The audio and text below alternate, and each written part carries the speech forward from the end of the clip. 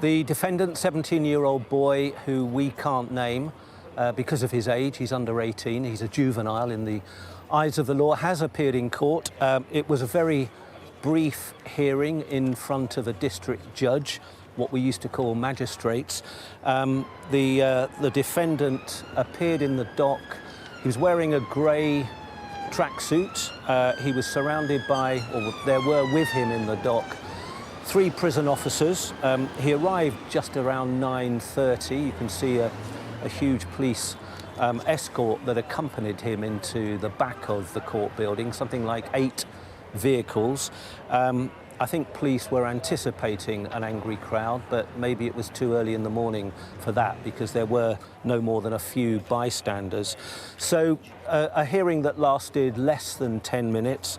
The defendant in the dock, there were 20 or so reporters behind the dock. The defendant covered his face with the top of his grey tracksuit for most of the hearing.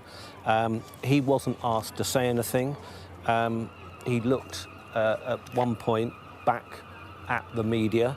The judge talked to him, Judge James Hatton spoke to him directly, addressed him by his first name, and explained to the defendant that he couldn't deal with any bail application, so explained that they would all have to move to the Crown Court to go before a more senior judge to see if he wanted to apply for bail. So that's happening now. After less than 10 minutes, he got up and walked from the dock. The 3 prison guards with him followed him out.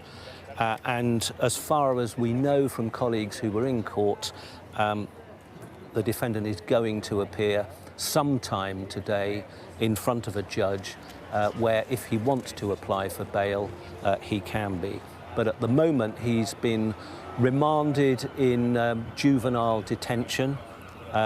We'll wait and see what more is said in front of the judge in the Crown Court, which I think I said is in the same building. I think there is an imperative to get as much of the formalities dealt with today because of the sensitivity, because of the potential for crowds gathering here.